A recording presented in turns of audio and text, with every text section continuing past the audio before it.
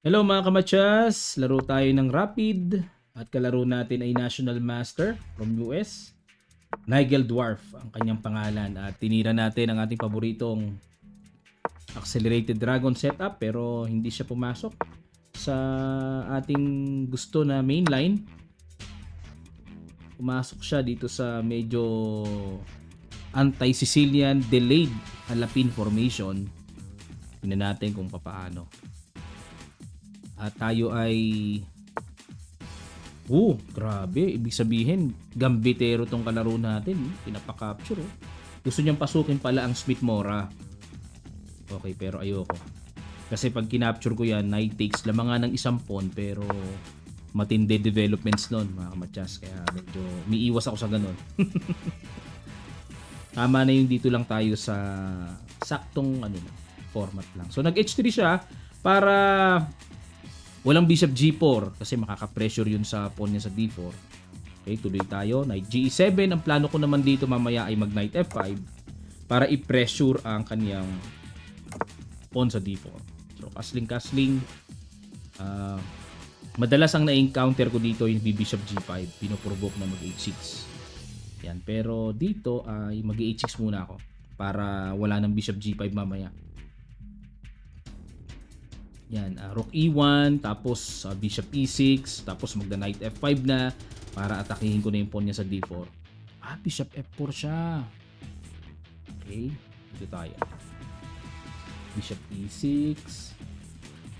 Nakaka-tempt tumira ng G5 dito eh. May mga ganung option.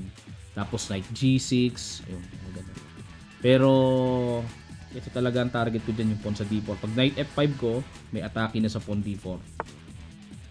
Okay, ito na. Ito na. Knight F5 na tayo.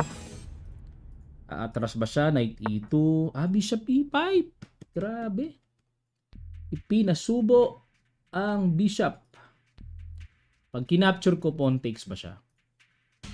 Tapos D4. Okay. Yun pala plano niya. Magbi-bishop E5. Okay, dahil ito ay rapid, makakapag-isip tayo ng medyo matagal-tagal. Knight takes E5, knight takes E5. Or pwedeng diretso kagad D takes E5. Tapos meron kagad siyang threat sa akin sa D5. Tapos, D4, knight B5 siya. Ma-overextend ang pawn ko dyan.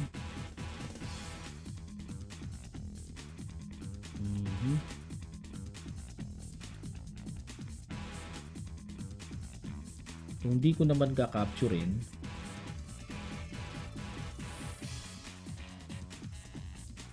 mag-G4 ba siya mamaya? G4.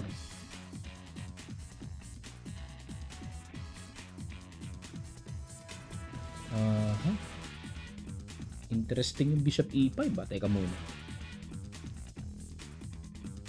Queen D7 lang, capture. Bishop takes naman, pawn takes siya.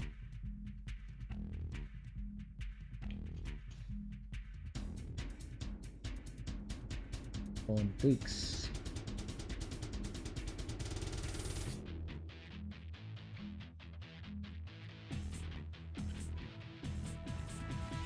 Ngayon ko lang na-encounter itong gantong idea. Pinapasubo yung bishop, no? Pero may idea siya dito. Sige nga. Sige. Capturein natin ang ano kaya pang capture niya dyan? Knight takes E5. Pwede rin eh. May knight takes D6 threat siya. Magiging H7 ako. Pero ito yung napapansin ko dyan. Mag D takes E5 yan. Pero ang point ko dito is nasa akin ang bishop pair.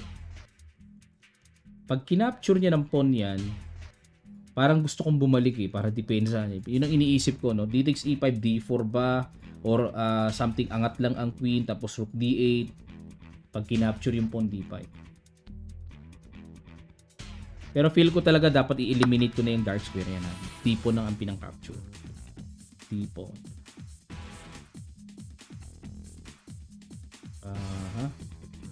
So wala na siyang dark square bishop.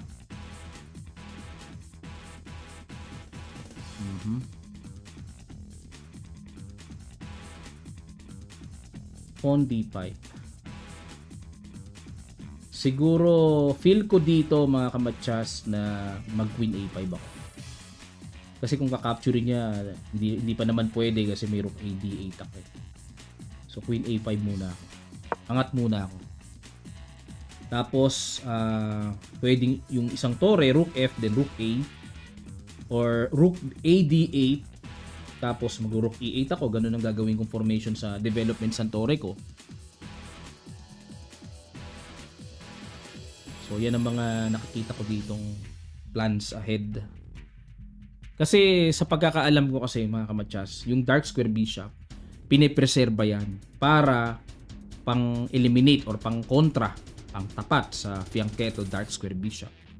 Kaya napilitan ako mag-decide na i-exchange yung knight ko sa bishop niya. Wala nang kukontra sa bishop ko. Pero may kailangan akong trabahuin. Kasi for the meantime, yung aking bishop ay barado ng kanyang pawn. At papaano ko ay paparamdam talaga sa position o sa kanya na talagang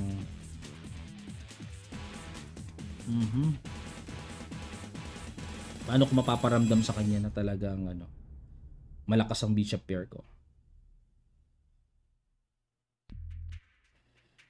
Okay, iniintay ko kasi yung G4 niya din eh. Rook FD8 muna ako. Rook FD8.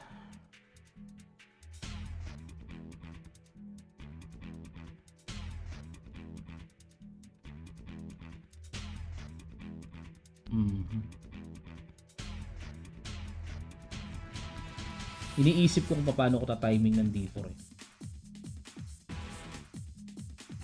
Or dito, may chance din na mag G4 na siya, knight E7, tapos knight D4. Yun din ang isang posibilidad.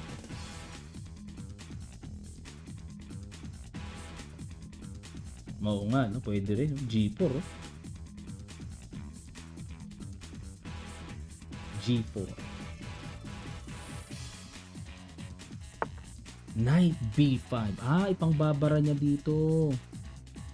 Okay, I see. Ipangbabara niya dito sa B4. Pwede, galing. Pwede yung idea na yan.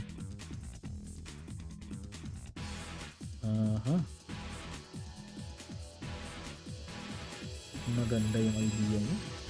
Good, the best.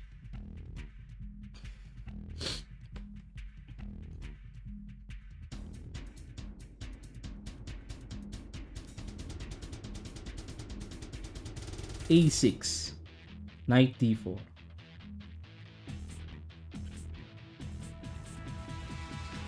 Feeling ko A6 na ako dito. Gusto ko sana mag knight E7 kaso mag knight D6 eh. Yan. Tapos,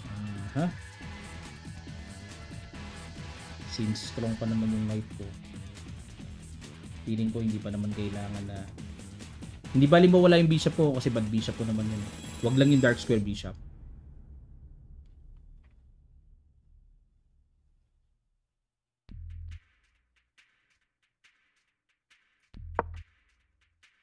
Okay, develop lang.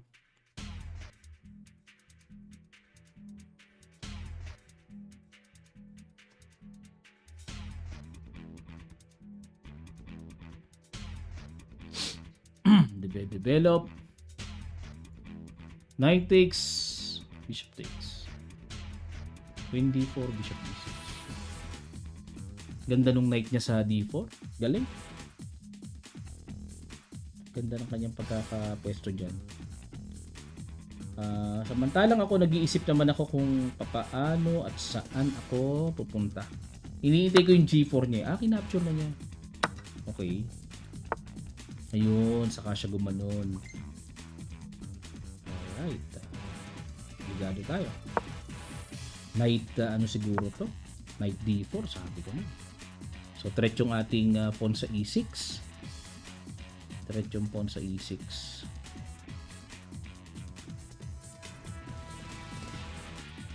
So, So, no choice. Obligado tayo. Queen B6 para masuportahan. Okay, King G7. King G2.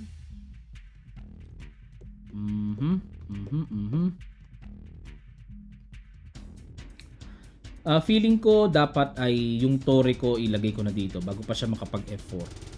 Oh, malakas eh. Ilagay ko na dito. Yan. Para mapigilan ko siya mag F4. So ideally, gusto kong mag G5 dito and para makuha ko talaga ng buong-buo yung F4 square. Kaso, ang dapat ko rin isaalang-alang kung mag G5 ako, yung Bishop C2 na sundot, may mga pasok ng queen doon. Yan din ang kailangan ko i-consider. Bago ano, ganun talaga eh. Kailangan ingatan eh.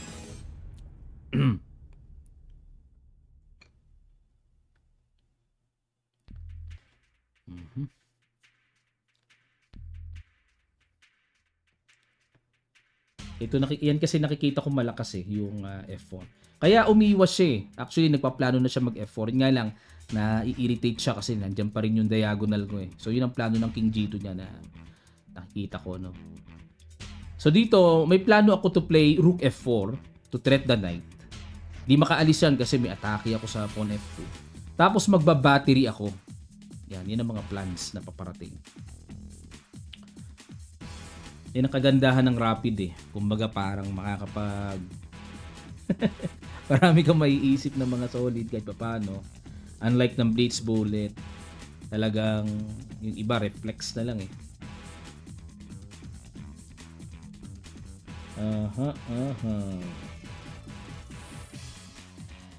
Paisip siya. Napaisip. Sa mga beginners po, no, advice ko pagka kayo ay nag-online chess, hanggat maaari, rapid lang. Or kung Blitzman, 5. Pinakamababa nyo na yung 3 minutes pa sa mga beginners. Ayun, nag-win dito. Ayaw niyang papuntahin yung torre ko. Oh, diba? Ayun na nga. Okay. So, G5 na ako. G5. Oo, G5 na ako dito. Gusto ko pa rin mag-Rook F4 eh. So at least, yung queen nalihis na sa diagonal. No? So G5 na ako. Pero double check, triple check. Yun. G5 na. Okay, halos pantay na kami sa oras. Mabilis din yung laro natin. So ito na yung plano ko. Knight G6, Knight H4. O Knight F4. So meron akong isa pang option. Pag Knight G6 ko, nanganganib din yung kanyang pawn E5. So feeling ko baka mag Bishop C2 to eh. Bishop C2. Actually pag Bishop C2 niya parang interesting. Nag Queen D3 ulit. Bumalik. O, so gusto niyang gusto niya ako sundutin doon. Okay. And para mapigilan yung aking Knight G6. So yun ang napansin niya siguro. Pero this time ay kailangan ko pong mag Rook F4 na. Yan, Rook F4 na ako. Rook F4 para makapag-battery na rin ako. Or yung knight ipoprotect niya ng Rook AD1. Ipoprotect niya yan. Tapos ako magpa-battery na ako. F3 lang! Wala na, bumigay! Oh boss, libre yung knight. Na-pressure doon. Ano yung knight bumigay? One piece down na. Wala na, resign na to. Bumigay. Bustawi. Bumigay. Ganda pa naman sana ng laban eh. Equal lang. Ito inaasahan ko, Rook AD1. Tapos ang ina-expect ko mag-Rook F8 na ako. Ayan, sana. Tapos papatong, atake sa F2. Pambihirski naman, no? Nag-F3 bigla. Na-pressure, Siguro gusto niya alisin yung knight sana eh. Kaso nakikita niya kasi yung pawn sa F2. Ayan. Actually, ito nakikita ko dyan. Magbabattery ako. Pero alam nyo, tira ng computer. Ito, Oo, ganda. Ang ganda ng King F7. Kasi ang importante dito, yung knight ma-deliver sa G6 at makarating doon hanggat maaari. Yun ang maganda. Oo, King F7. Pero wala sa isip ko yan. Ang nasa isip ko is Rook CF8. Yan lang ang gagawin ko. Okay, maraming salamat po mga kamatsas. At sana po natuto kayo dito. Kala ko tatagal yung laban natin. Kaso bumigay eh. At ang new rating na natin ay 2491. Ayan.